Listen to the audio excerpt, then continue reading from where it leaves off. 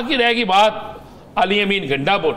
आज अली अमीन गंडापुर को एक नई हदायत मिल गई यासर साहब, और नई हदायत के मुताबिक अली अमीन गंडापुर काम करेंगे। और मैं आज एक और ख़बर आपको ब्रेक कर दूँ जी। ये जो कल से बड़ा एक शोर मचा हुआ है ना, बड़ा एक शोर मचा हुआ है, शहरियार अफरीदी इस्तीफ़ा दे रहे हैं जी, ये फलां हो रहा है, फलां हो रहा है जनाब, वो कह रहे हैं पार्टी के अंदरूनी इख्तलाफात। ये मैं आपको हकीकत कह रहा हूँ, कोई अंदरूनी इख्तलाफात की बुनियाद नहीं है। मेरी अपनी बात हुई है जुम्मेदार लोगों से, मेरी बात समझ ले शहरियार अफरीदी साहब से भी, और ये कहा गया है कि वो इस बात पे गुस्से में है कि क़यादत जो है, बाकी जो लोग हैं जो वोट लेकर आए हैं तहबानी तहरीक इंसाफ के नाम पर, वो जो वोट लेकर आए हैं अपने तहरीक इंसाफ के चेयरमैन के नाम पर, जिनको वोट इस बुनियाद पे पर है, उनकी रिहाई के लिए तहरीक क्यों नहीं चला रहे, उनकी रिहाई के लिए संजीदा क्यों नहीं हो रहे, उनकी रिहाई के लिए अपना आप क्यों नहीं दिखा रहे, उनकी रिहाई के लिए क्यों नहीं निकले, ये बात। और उनको इस्तीफा कोई नहीं देने देगा। मेरी आज जब केपी के हाउस में इजलास हो रहा था तो मेरी कुछ लोगों से बात हुई, तो शेर अफजल खान मरवत का भी इसी हवाले से यही मौक़िफ़ है कि ये चूँकि सबको हार्ट है ना, यानी उन्होंने तो ये भी बात की कि जो शानदाना गुलजार, शहरियार अफरीदी, असद कैसर, जुनेद अकबर, इन लोगों के ऊपर उनकी करैक्टर असैसिनेशन से अगर बाज नहीं आएंगे तो मैं फिर बोल के बताऊंगा कि कौन दूसरे टोले का बंदा।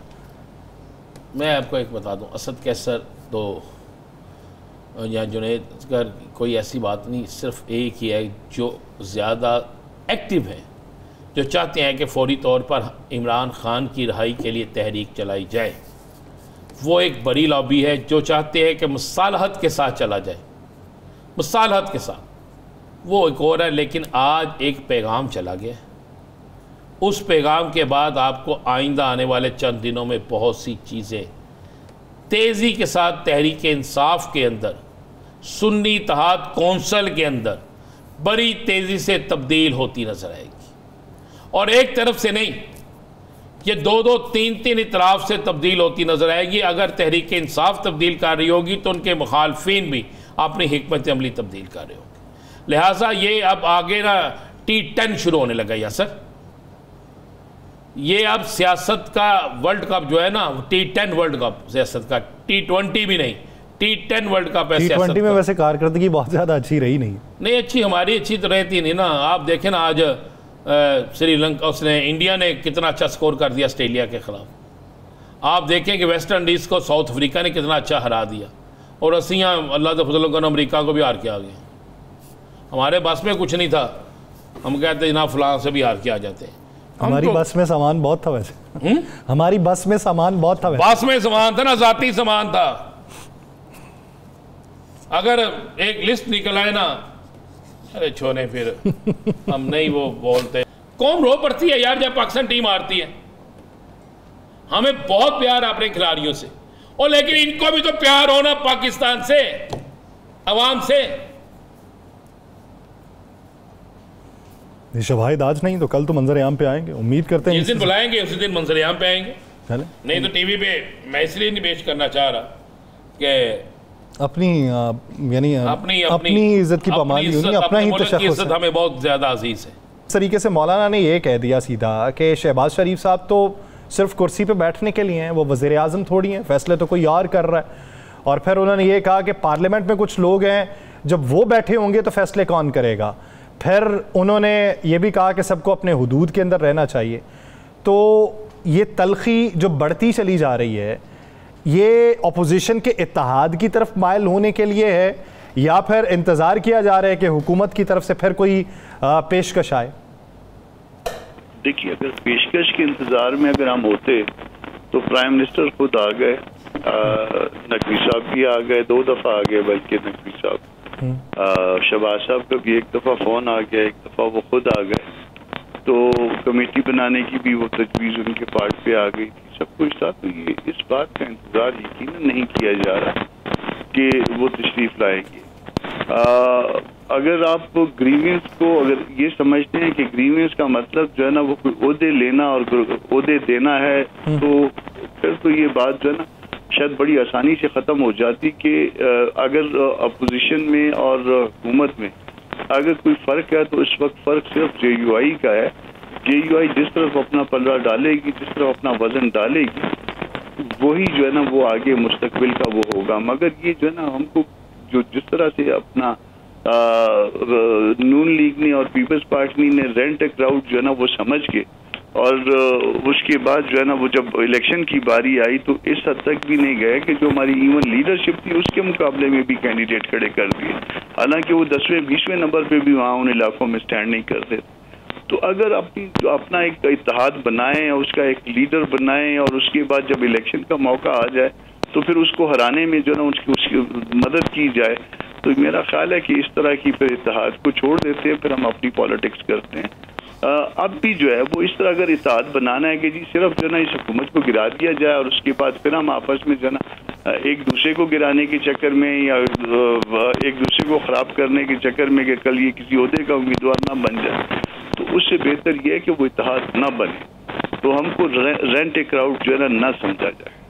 अच्छा, अब हम ये समझ लें कि मौलाना साहब ने अपना हतमी फैसला कर दिया है, सारी पेशकशें, सारी लालच देने की कोशिशें सारी रायगा चलेगी हुकूमत की, और मौलाना साहब की आज की जो गुफ्तगू है उसके बाद तो यही पता लगता है कि मौलाना साहब बस फाइनल ऐलान कर चुके हैं, अब उन्होंने सिर्फ कॉल देनी है।